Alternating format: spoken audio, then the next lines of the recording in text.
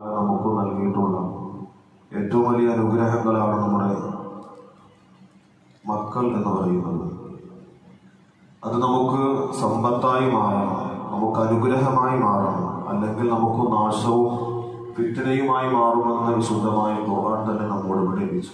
നാം നമ്മുടെ മക്കളെ എല്ലാം നമുക്ക് ആവശ്യമായത്, നമുക്കൊണ്ട് കഴിയുന്നതൊക്കെ കഴിയാത്തതൊക്കെ എല്ലാം ഏത് രീതിക്കും നമ്മുടെ മക്കൾക്ക് വേണ്ടി സഹായങ്ങൾ ചെയ്യാൻ വേണ്ടി തയ്യാറായി. അങ്ങനെ നമ്മുടെ കണ്ണിന്റെ കൃഷ്ണമണി പോലെ കാത്തു സൂക്ഷിക്കുന്നു നമ്മുടെ മക്കൾ. ആ മക്കൾ ഇന്ന് വഴികേടിന്റെയും നാശത്തിന്റെയും ഒക്കെ യാത്രകളാകുന്ന വാർത്തകളാണ് പലപ്പോഴും നാം കണ്ടുകൊണ്ടിരിക്കുന്നത്. കഴിഞ്ഞ ആഴ്ച ഒരു മാതാവിനെ ലഹരിക്ക് അടിമയായ ഒരു മകൻ വെട്ടിക്കൊന്ന സംഭവം പത്രത്തിലൂടെയും വാർത്തകളിലൂടെയും ഒക്കെ വളരെ ഖേദകരമായി നാം കണ്ടതാണ്.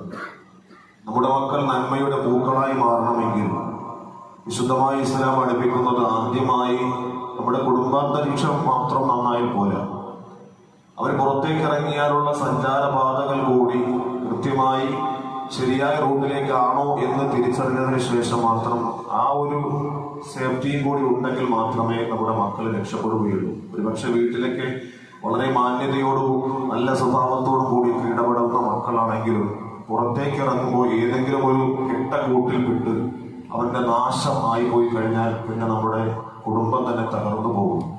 മഹാനായ ഇബ്രാഹിമുൽ ഹർബി റളിയല്ലാഹു തആല അൻഹു പഠിപ്പിക്കുന്നു, ജന്നിബു ഔലാദക്കും ഖുറനാ അസ്സൂഇ, ജന്നിബു ഔലാദക്കും, നിങ്ങളുടെ സന്താനങ്ങളെ നിങ്ങൾ അകറ്റി നിർത്തണം, ഖുറനാ അസ്സൂഇ, മോശമായ കൂട്ടുകെട്ടിൽ നിന്നും നിങ്ങൾ മാറ്റി നിർത്തണം, ഖബല അൻ തുസ്ദിഖൂഹും ഫിൽ ബലാഇ, ആ മോശമായ കൂട്ടുകെട്ട് അവനെ വിപത്തിലേക്ക് കൊണ്ടെത്തിക്കുന്നതിന് മുമ്പ് തന്നെ നിങ്ങളുടെ മക്കളെ മോശമായ കൂട്ടുകെട്ടിൽ നിന്ന് നിങ്ങൾ മാറ്റി പിടിക്കണമെന്ന് മഹാനായ ഇബ്രാഹിമുൽ ഹർബി റളിയല്ലാഹു തആല അൻഹു പറയുന്നു. എത്രത്തോളം കമാ യുസ്ബിഹു സൗബു, നമ്മുടെ വസ്ത്രത്തിൽ ചായം മുക്കുമ്പോൾ ഏത് ചായമാണോ മുക്കുന്നത് ആ ചായം ആ വസ്ത്രത്തിൽ ലഭിക്കുന്നത് പോലെ ഏത് കൂട്ടിലാണോ അല്ലെങ്കിൽ ഏത് കൂട്ടുകാരനുമായാണോ സഹവസിക്കുന്നത് ആ സഹവാസത്തിൽ മോശപ്പെട്ട കൂട്ടുകാരനാണെങ്കിൽ, ലഹരിക്ക് അടിമപ്പെട്ടവനാണെങ്കിൽ, MDMA ഉപയോഗിക്കുന്നവനാണെങ്കിൽ, കഞ്ചാവും അതുപോലെ തന്നെ മാരകമായ മയക്കുമരുന്നുകളും മദ്യവും ഒക്കെ ഉപയോഗിക്കുന്നവരാണെങ്കിൽ